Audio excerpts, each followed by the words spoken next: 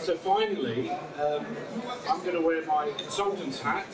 For those who don't know me, I'm part-time at the university, but previously at Arab and Hall. And I'm not going to tread on other people's toes by showing fancy animations. And you've seen a lot of that already. There's been some fantastic consultants' work here. But what I want to do is come at it from a different angle, from my perspective, and talk about some of the other skills that are important in building simulation for building simulation practitioners. So, when we go back to the back end of the last century, when I started being hands-on with building simulation, I was that CFD guy. You know, that person sat in the corner with the large computer, doing my dynamic thermal modelling to support my CFD analysis. And sometimes it can be quite lonely. It can be quite isolating when you're that one highly skilled person. You're a one-person team, essentially, interfacing with mechanical engineers, essentially, and the various other people in the design team. But that said, the flip side is that it can be extremely exciting and rewarding as well, being a building simulation practitioner. You can end up doing everything. You're doing the hardware, the software, the coding, the briefings, the strategy development, proposals, CAD, model building, information coordination, visualization, checking, report writing. You're doing the presentations, marketing, client management, etc., etc., etc. It's a very, very multi-skilled set that you require to be a building simulation practitioner. So starting off with the visualization skills. So what we're seeing here, probably recognise this, many of you. This was a Eden project, which is one of the very first lottery projects Millennium opened back in the start of the century, but this was a design work in about 1999. And I led the environmental analysis when I was only a grad +4. So what does that mean I led the environmental analysis? I essentially had a knowledge base that was tended to be more knowledgeable than those around me in terms of the building simulation. What I need as inputs to the building simulation, what I can get out, and what messages it can give. So this was actually an image that I generated where I took on some specialist software. Imagine specialist visualization software. So imagine what that looked like 20 years ago. And I thought it was very clever at the time. I could take an architectural rendering, which was what's in the background there, put that into the background of the software, and then on the foreground I could create a vector slice, which was seen there, of the velocities, red fast, blue slow. Got it from about the right camera angle, and then I had to twist it, skew it, push it, and make it look as if it was fitting inside this image. And I was very, very proud of this image. But, and particularly nowadays, you see some, last speaker, you see some fantastic animations that you can get out of software now. But ultimately, you need film director skills. You need to have that vision of what you want to deliver and what story you want to tell. Ultimately, this was a PR image, pure public relations, technically useless. It didn't tell me much at all about the performance of the systems, anything like that, but that was just to get people going, wow, doesn't that look good? When you actually report writing, depending on what tools you're using, you have masses of images that you could put into your report, but the skill is actually what not to show. It's all about the messaging. We're essentially storytellers. So how can we tell our story to have the best impact that we can? And also, when you're in a specialist area, building simulation area, quite often there's a skill in recognising that your mouth is moving and you're saying things, and the people you're talking to, their eyes are glazing over. They're not actually absorbing what you're saying. So how you can actually easily make what you're doing in quite a complex area accessible, so that those that are not involved in building simulation can actually take it on board, is another skill set. So this all feeds into communication skills. There's always that project that comes along. It comes in last minute. I used to call this post-mortem studies. You have a client pleading with you to get them out of this hole. Please get me out of this hole. And they come to you with no real budget, there's no real time, and you're going, really? If only you brought me in from the start, it would have saved you so much time, it would have saved you so much money. So communication skills extends to not sharing everything that is on your mind. There's a skill in actually powers of restraint. We get many of these projects that we come across where we would like to say, come on, really? So part of the skill is actually training people that do not have building simulation skills around them, and training them so that they know what to ask and when to ask it. So particularly if you're working in a team where they may be feeding the projects to you from the wider engineering team, it's all about having the quality questions at the right time. Being a building simulation practitioner also requires good commercial skills. You may need to carry out research into what is the best versus value software and hardware options. So it's working closely on the IT side. It's about understanding what's your projected usage several years down the line.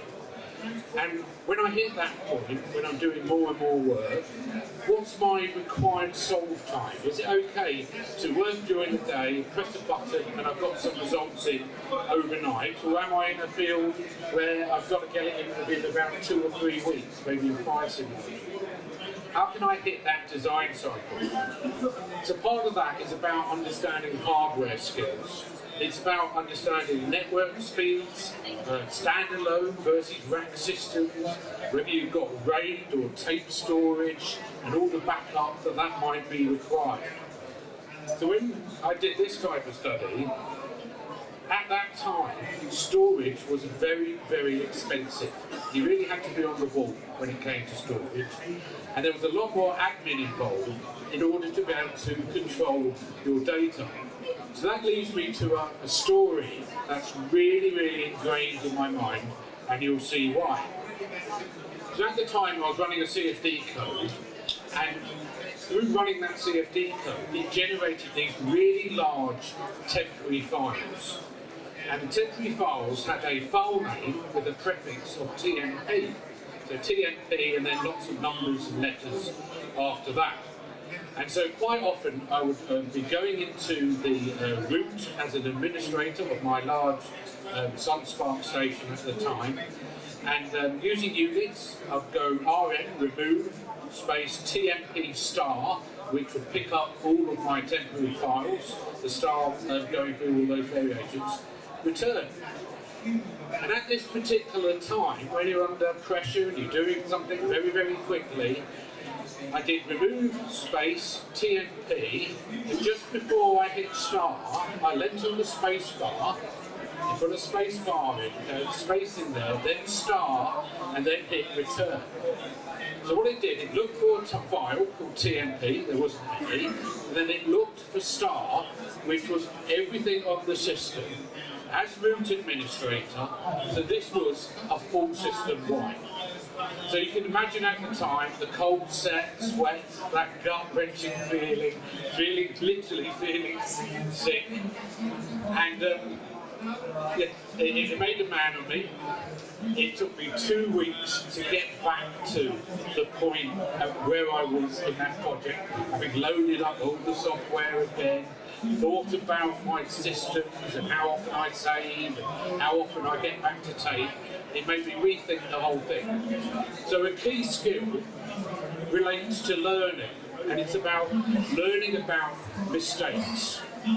So obviously it's good to learn from your own mistakes, but I think it's even better to learn from other people's mistakes.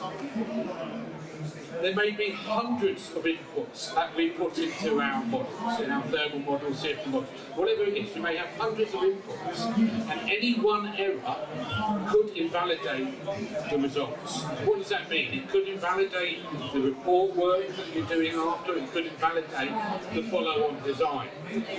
So real progress is about reducing the repeat mistakes, and that's how you get a good solid teamwork together, in order to be able to understand their mistakes that they're making, be very, very open about it, even write them up and share and talk about it.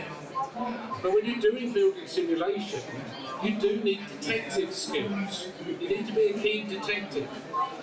And it's not only a detective of you looking into your own work, if you can manage it so you have other people, other people's eyes looking at your work, that's how you can catch mistakes. It's sometimes difficult to catch your own mistakes.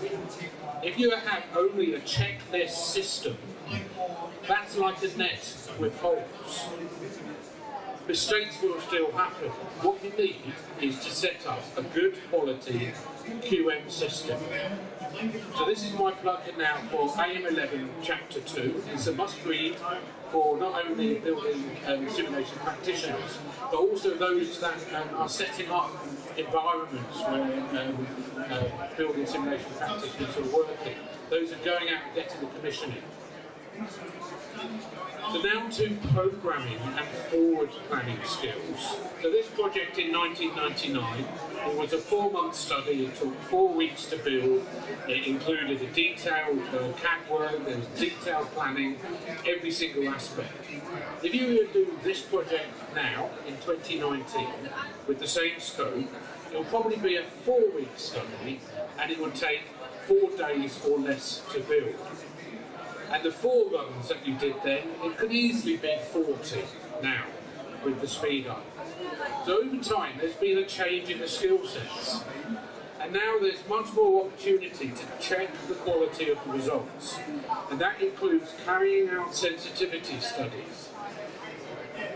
There's a skill involved with project programming now, where you may be juggling many, many different projects at the same time.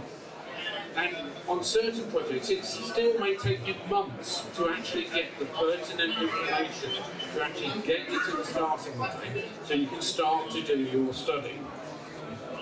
So it's always a good idea, if you can, wherever you can, to carry within the proposals to set a project duration rather than setting a absolute deadline. Finally, I want to talk about time management skills. So I filled time way beyond my time there, which was good, because I had that time to give. But now we've got 5 minutes or so until the award ceremony. So if I can ask the previous speakers to come up, and we can answer some questions if anyone has any questions.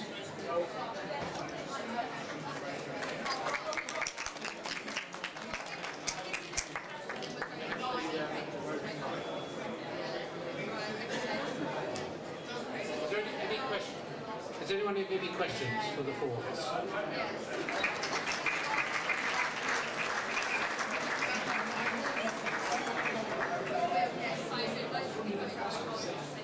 Sorry, can't hear.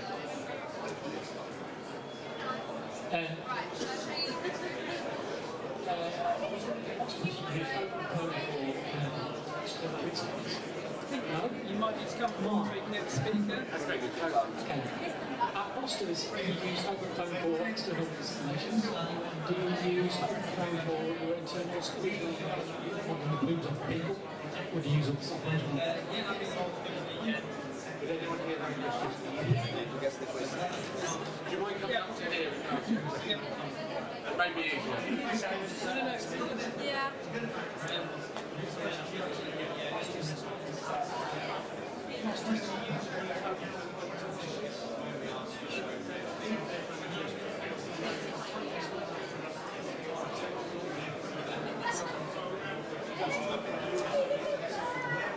Yeah, so the question is whether for internal simulations, internal safety work, we also use Build2Perform. No, we mainly use it for large-scale outdoor simulations. I think I'm not a safety expert myself, so I'm not 100% sure what we use exactly where. But I think we do use it also on internal ones, but I think for the plumes that was a different piece. Are there any more questions? So for Foster's, you said you're doing building simulation and then you're comparing this against actual models. So how often do you find that those two have big differences? So, well, it very much depends. So, for example, usually when it comes to, say, artificial lighting, which we also simulate and can be quite tricky with certain materials, we find that we're relatively close, and then we sort of look at, when we commission the building, we're actually, because we've done, say, many of the same type of projects, we're quite close. But on other occasions, for example, when we did this daylighting mock-up, we were using quite complicated facade build-up, and the difficulty was quite complicated facade build-up with many layers of meshes and frits and translucent materials, and then it was also quite particular narrow geometry, and we were finding that our simulations were relatively far off, and that only when we simulated in a very particular way were we getting very close. So that we used that sort of accurate methodology now that we knew what was important in this specific case to test different options. But I think that was luckily a case where we knew that our simulation methodology would be, I don't know, like inaccurate if we didn't test it. So thankfully that was a case where we convinced the client, hey, we can't actually simulate this. We have to build a mock-up. I have thankfully not been in too many situations where we didn't mock it up and we got very, very far off, but there's always like variation. But I think awareness of what we can't simulate yet is quite important as well. Okay, thank you. We've got time for one more question, if there's one more question. Go for another one. One for Darren. So you've been working all these years, more 20, 30 years doing building simulation. Up to 25 almost. There you go. So the question is, do you think the future is brightest in terms of simulation? What is the main big difference then and now?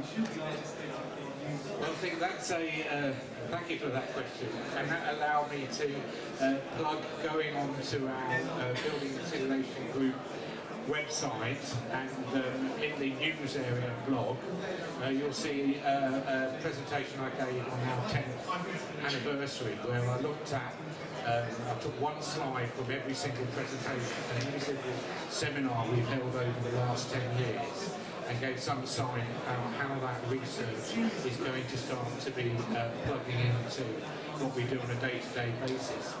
And also just the prize giving that we gave last year and the fantastic work that we've been seeing today. I think if you're in the area of building simulation, you're very, very aware that there's a long way to go before we can really have good confidence in what we're doing. The actual numbers that come out, there's a general belief to believe them, and what we're going to be trying to promote through our best practice initiative is actually that we need to do better. We need to scrutinise more what we're doing, and we need to sensitivity check, we need to understand the limitations, the simplifications, if we've de-featured, what software is doing, how it all interacts coming together. So that's one of the great things I love about our group, is because there's not only just some great toys that people get to play with and to show off, but it also shows that we have to really take note of our climate emergency, and we really have to do better. So I'm very, very excited to be in this field. Thank you for that question. Thank you. So now we're back on time, perfect timing. So that's my time management skills, and very excited. We have the award ceremony for the CIBSE Building Simulation Awards, and I will pass back to Batman to do the ceremony.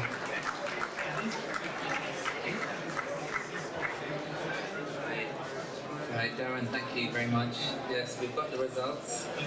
Before I announce them, can I please ask Darren Woolf if you stay here, and the judges if you come up, please. Yeah, and can I have representatives from our sponsors? So Eric Roberts from IES. Eric, if you come up. Nick Cotter from OneGraph. Is Dave here from Design Builder? And Paul from EDSR. So, oh, David's there.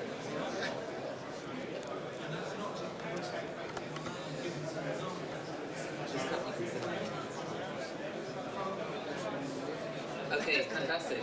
Well, this was a really amazing set of presentations we had, and deliberation was intense, I can tell you. It was really intense, more intense than last year, right?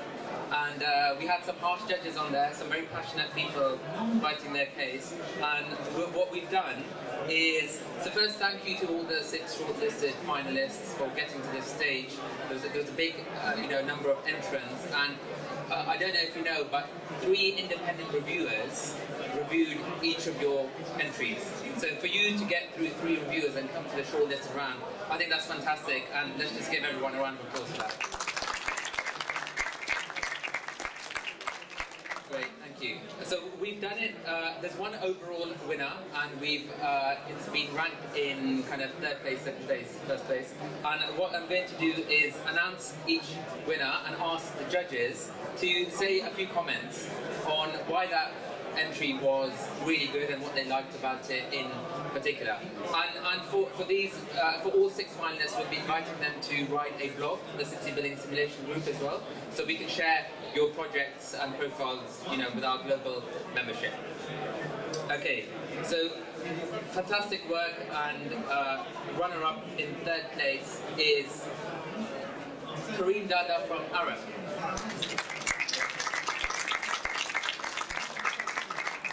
And can I ask Vasiliki just to say a couple of words? Kareem, if you come up here, we can have some group. Well done to begin with. What drew us to your entry, I think, was the individual drive to push for digital technologies and visual programming and create an integrated workflow that's also modular and usable within practice, but also uses tools that are available to other people. Well done, Kareem. Thank you.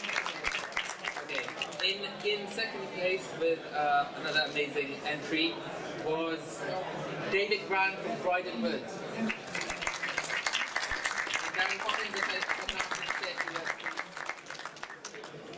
So what we really liked about this entry was the number of different workflows that were involved to bring together into one solution. It was very interesting set of what they did. And nice engagement round, so well done. Well done, David.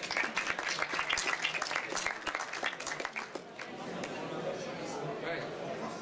Okay, the overall winner then of the CIBSE Building Simulation Awards 2019, I'm delighted to say, is Liam Harrington from DSSR. And Ben, say a few words, please. Yeah, thank you. What we liked about Liam's entry was it encapsulates everything we want in building simulation. It's the end-to-end. It was the detail of going down to site, measuring what was there, applying that to the model, going back and measuring and checking what was there. So this is what we want to see in simulation: is from the start to the end and going back and checking. So it's a rigorous process you put into that, and so results in a really good simulation.